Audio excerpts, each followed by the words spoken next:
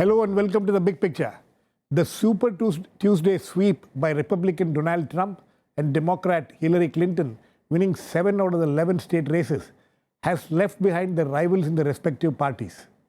There is still some way to go before all the 50 states in the United States decides in the primaries and the caucuses. However, the results in Super Tuesday is considered to be a guiding light on who the nominees of the two parties will be for the presidential race later this year. What do the results in the Super Tuesday mean to both the parties? What does it mean to the people of America? We will discuss this today with Shashi Tharoor, Congress MP, who will be joining us very soon. Meera Shankar, former Indian ambassador to the United States. Prof.Chintamani Mahapatra, Chairman, Center for American Studies, JNU, and also the Rector of JNU. K.P.Nayar, consulting editor of the Telegraph, and on the phone line from Washington, D.C. Well, we'll see if we can get him on the phone line. Anyway, welcome to all of you. Meera Shankar, coming to you first. Are you surprised by these results? No, I'm not surprised by the results because looking at the way the results were panning out in the primaries held so far, then Trump was clearly, having the wind behind his sails for the Republican nomination. And on the other side, Hillary had gained momentum with wins in Nevada and in South Carolina, after the defeat in New Hampshire.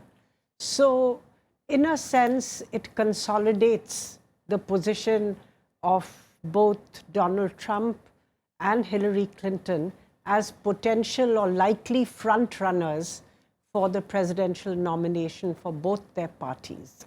It's very interesting, KP, that these two, who have won 7 states each, they won in, both of them have won in the same states, except one, which I think, where Rubio has won. Minnesota. In Minnesota. No, not in Minnesota. There is, there's Clinton and Trump have won in Alabama, in Arkansas. I think Hillary has won in Texas. In Texas and Rubio won in Minnesota. Yes. And Cruz won in Texas, Colorado, and Oklahoma. What I'm saying is 7 states, both of them have won. In 6 are common to each other. The only state where Trump has not won, where Clinton has won, is Nevada. Texas. Texas. So how do you look at this? These 7 states where both of them are winning, and in other states where they have lost, whether it's Sanders have won among Democrats and Rubio and Cruz in there. These states vote on more or less on clearly defined lines. 4 candidates who espouse in both parties, candidates who espouse a certain line. But I think the surprise of the evening was actually for Bernie Sanders, because Bernie Sanders, from all accounts, was expecting to win only Vermont. So as a result, after the Vermont result, he delivered his victory speech and he went away.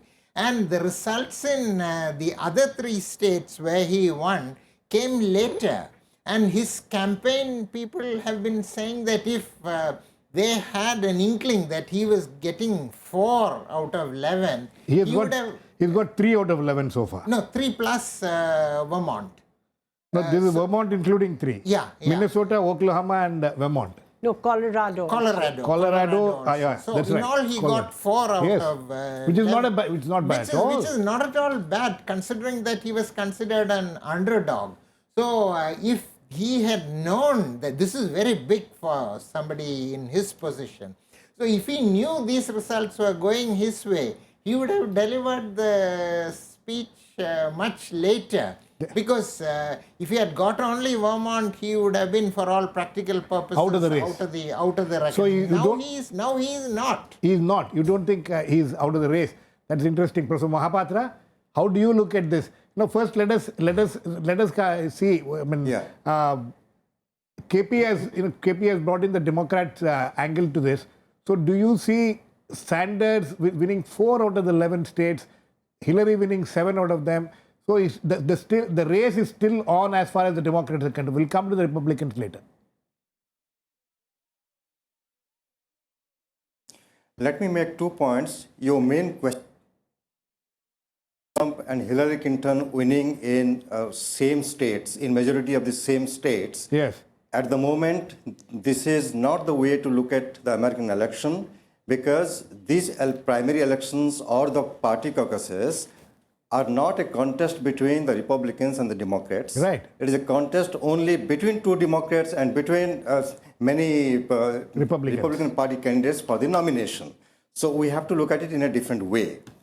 And secondly, although Bernie Sanders has won in 4 states and Hillary Clinton 7 states, the most important aspect of this is in large states with large population, Hillary Clinton has won with thumping majority. Right. And the states with more population will have more electoral votes. So these states are more important than a state like Vermont and a few other smaller states in terms of population. Right. So you see, if you see the number of delegates, then Hillary has something like 530 delegates to Sanders 300 and something. Because Hillary has won from the delegate-rich states. Right. And Texas is the largest. Yeah. And the states from which Sanders has won are small states with few delegates. But still, do you agree with KP that the race, the Democrat race is still on? Yes. You can't really write off Sanders at this stage. No, you can't. You can't. Okay. Is that Professor Mahapatra? Girish ji, yes. There is another important issue here. The Democratic Party has more than 2,800 delegates to the National Convention. Right. And the Republican Party has more than 1,200 only. Right. So, because the Democratic Party has a large number of delegates to be elected yet, that is why Bernie Sanders is not yet out from the race. Right.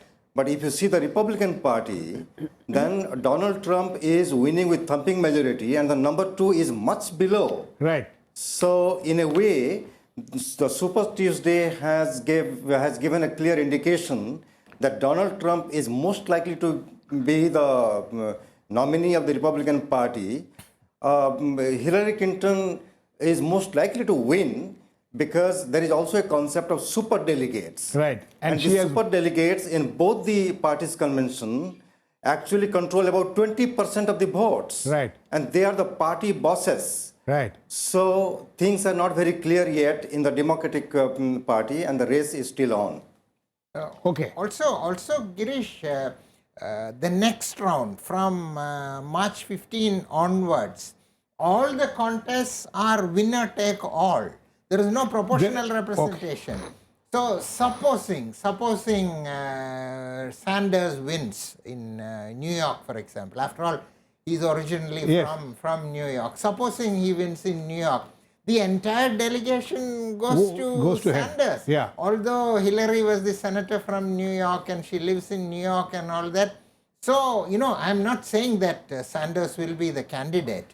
But if he gets a sizable chunk this way, then he could force his agenda on the convention. That is very interesting. Would you agree with that, Meera? Well, I think he's already shaping the agenda to some extent, because Hillary willy-nilly as a candidate would have to take into account the fact that this groundswell of support for some of the views which are being espoused by Mr. Sanders. The race would remain. I think Sanders has not said he's stepping down from the race, though I think at the moment the momentum is with Hillary. The momentum is with Hillary, and the minority votes are very much still with Hillary. Sanders has not been able to make much dent into that. Yes. The African-American votes went to Hillary. Sanders was hardly able to get any votes from the African-American community in the South.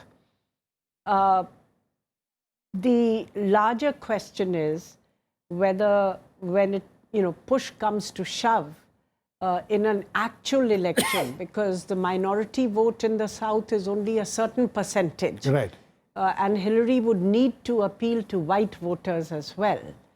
That, she would have to broaden the basis of her coalition by ensuring that she gets white women to vote for her or other elements of the, liberal white community, particularly youth who came out in large numbers for Obama. For Obama. Professor Mahapatra, what is still going on as far as Sanders is concerned? Because the issues which Sanders have raised has been finding a lot of echo in this election. But why is it that some of those issues are issues concerning the poorest of the people, the downtrodden, the middle class? But why is it that the issues which Sanders is raising is not finding echo among the minority voters, the black, the African Americans? Let me first clarify one point. This is a contest for the delegates to the National Convention, and the winner-take-all system is not applicable now. American electoral system is a very complicated one. It's only when people go to vote in November to elect the delegates to the Electoral College, then only this winner-takes-all system will be applicable. This right now, in most of the primaries, it is a simple vote. People go and cast a secret ballot. And in the caucuses, people stand in the line, raise their hands, and take a position on a particular candidate. So this is one. Number two, your main question about Sanders. Yes. Actually, even now, Sanders has a large following. He has lots of money. And the many people and the youngsters are still rallying around to his campaign. So that is why his race is not over yet. And Hillary Clinton is so smart that she is beginning to repeat some of the main points that Bernie Sanders has been saying. So that is why she is able to win even some of the minority votes, including African American votes. Bernie Sanders was trying to paint Hillary Clinton as somebody who is too close to Wall Street and big capitalist class and all that. But the kind of campaign that Bernie Sanders is making about the middle class and the poorer class, Hillary has begun to capitalize by repeating some of those arguments with slight modification. Okay. No, I must correct that one point made by Professor Mahapatra that about winner takes all. From March 15th onwards, all the primaries, henceforth, winner takes all. Maryland, for example, where I live. No, it's not proportional representation. No, he's not saying it's proportional representation, but it will be applicable only later, he says. No, it will be applicable for all primaries from Anyway, March let us 15th. not get into the complicated system of American elections. We will discuss the larger issues here. We are joined in now by Shashi Tharoor, the Congress MP, somebody who has lived in America for a long time, and he should have some views on what is happening there. Shashi, how do you look at this? The Super Tuesday results. We were discussing about about what has happened in the Democratic Party. We will, if you have anything to say on that, then we'll come to the bigger issue of Donald Trump and what's happening there. Yes, well, I'm sorry I joined your discussion a bit late, but the fact is that the Democratic Party is very clearly and unambiguously coalescing behind Hillary Clinton. It is now already after Super Tuesday almost mathematically impossible for Bernie Sanders to win. The limitations of his appeal have become starkly apparent.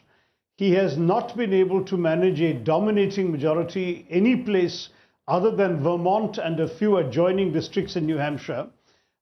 Even Massachusetts, where after all he's a New Englander, he has had to cede place to Hillary.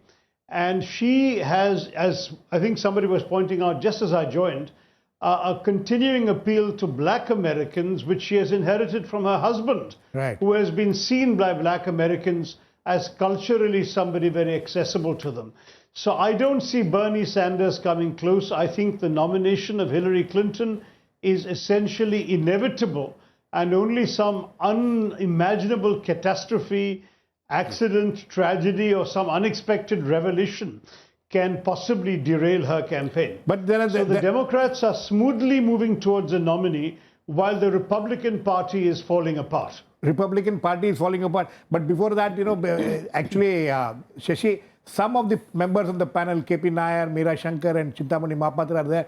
Some of them feel that the Democratic race is still not over. Maybe still, Sanders still stands some kind of a chance. Anyway, you don't think so that it's all right.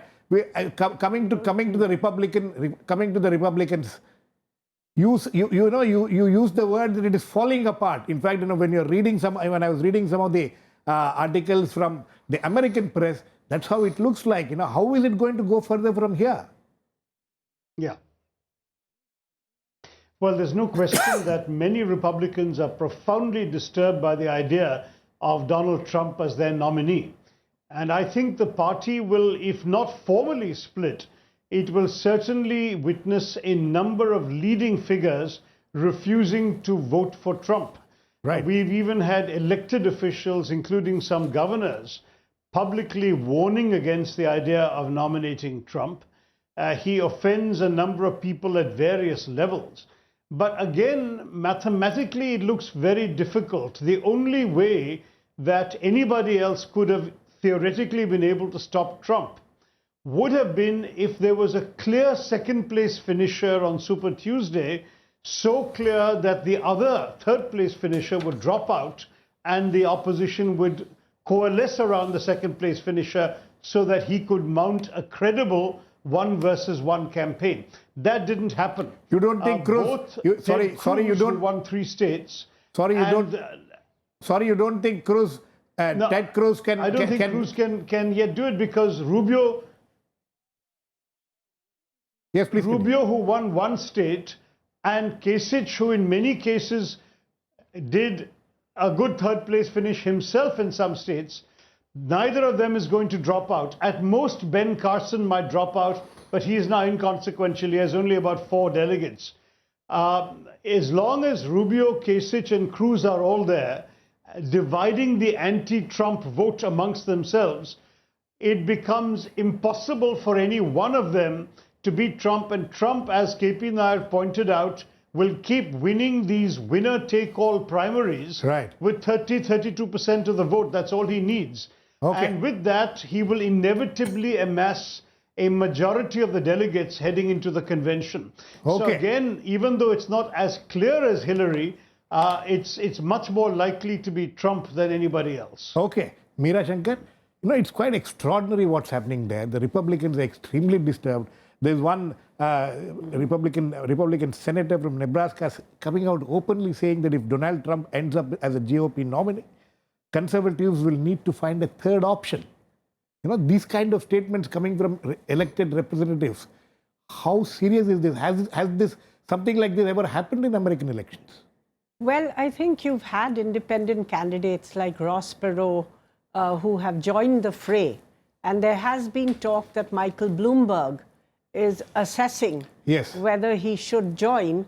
But it was more in the context if, Hillary had continued to decline and the possibility of Sanders confronting Trump was there, leaving the possibility that there actually could be a Trump presidency, then I think the chances of Mr. Bloomberg entering the fray would have been greater.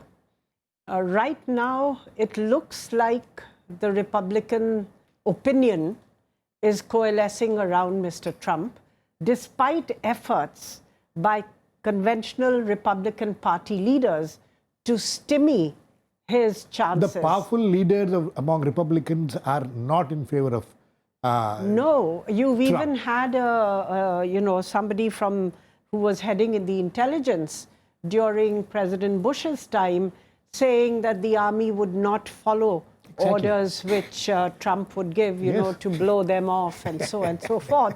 So you have had this extraordinary spectacle where key figures of the Republican establishment, including Karl Rove and others, are really fiercely opposed to a Trump presidential nomination. Is this completely unprecedented, what we're witnessing in the Republican camp? No, broken conventions have taken place, but not in our lifetime, not in recent memory. They have happened. Post-war memory, I don't think anything has happened. No. It was. I think it was in the late 1800s that. Yes, Shashi, you want to intervene? No, I mean, a brokered convention, KP is right, hasn't happened since the 1920s. However, it is important to know that in 1980, when Ronald Reagan was nominated, the liberal Republicans actually broke away and ran the independent candidacy of John B. Anderson, who was a congressman from the Republican Party, but from the liberal side.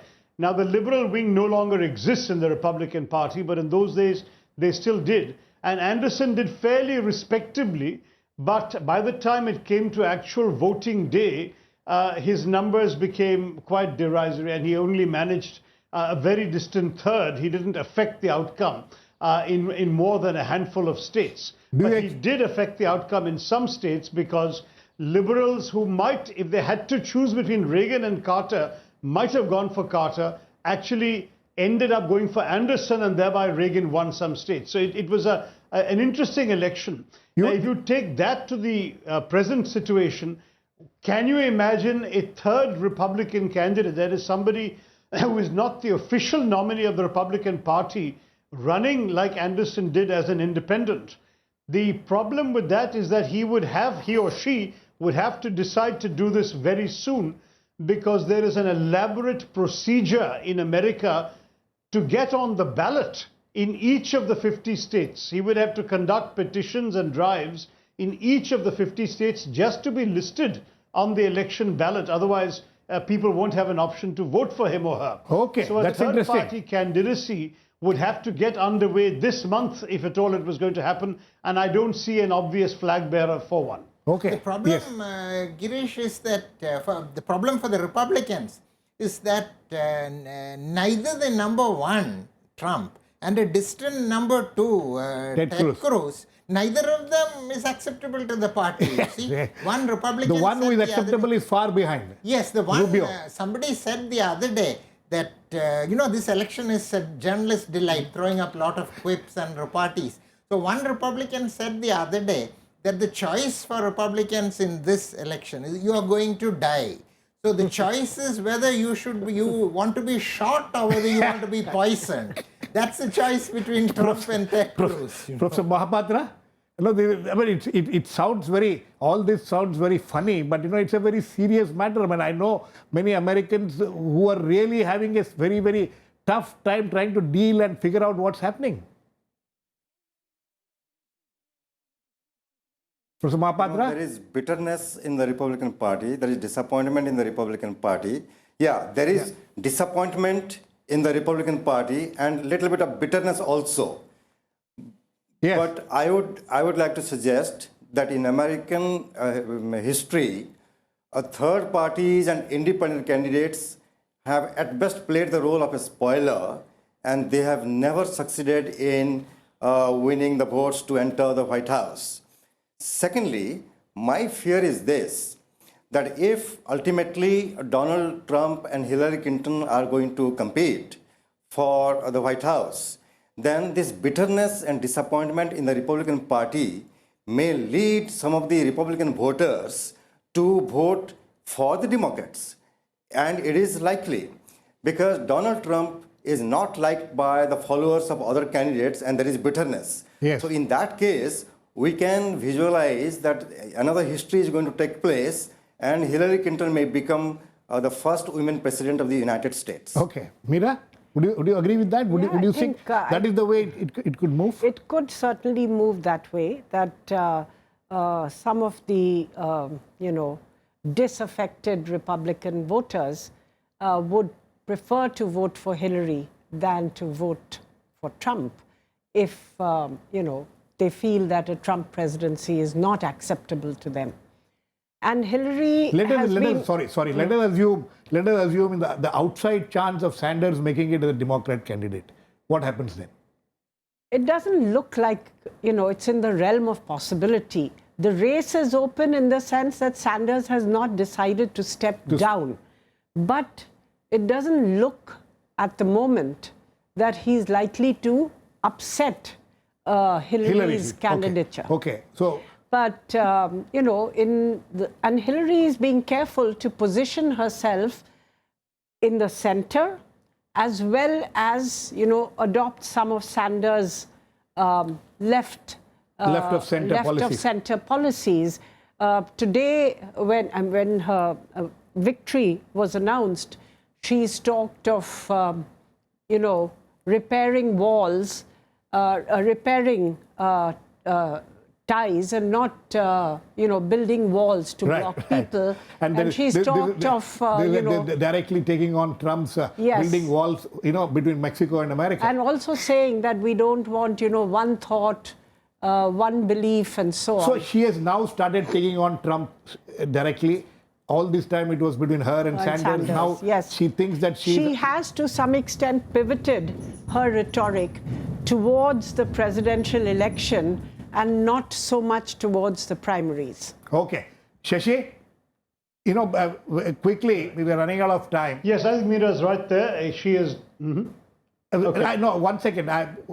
My question is this. How did Republicans end up in this kind of a situation in the first place?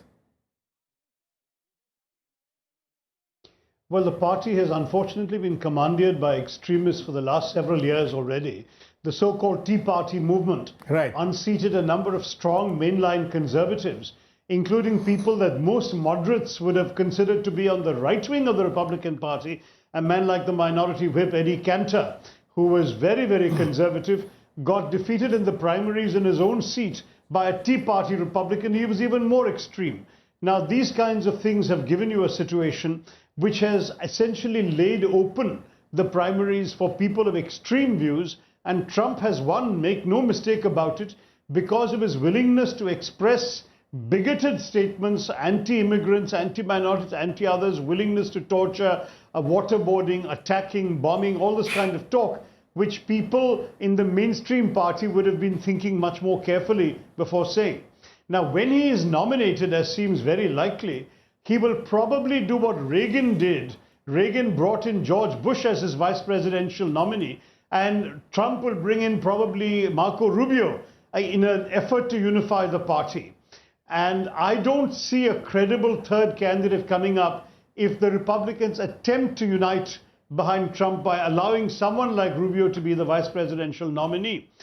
Nonetheless, it's not going to be a credible race. Many Americans won't trust Trump in the White House. And I think you'll see a lopsided election victory, such as you saw Nixon defeating McGovern in 1972, where many conservative Democrats couldn't vote for McGovern. Similarly, many moderate Republicans will not be able to vote for Trump. Okay. And as a result, I think Hillary Clinton will win a lopsided victory in November. Okay. I mean, we'll certainly hold you to your prediction when November comes, and we will come back, and I hope you'll also be back to that. But you know, there are people who are saying that maybe like Schwarzenegger, who went on to become governor, he became moderate. So there are some people who are hoping that, you know, once Trump gets nominated, then he'll become more moderated. He will, you know, all this talk, all this bigoted talk, maybe he will give up. But then this is one very interesting election which is happening in America, and we'll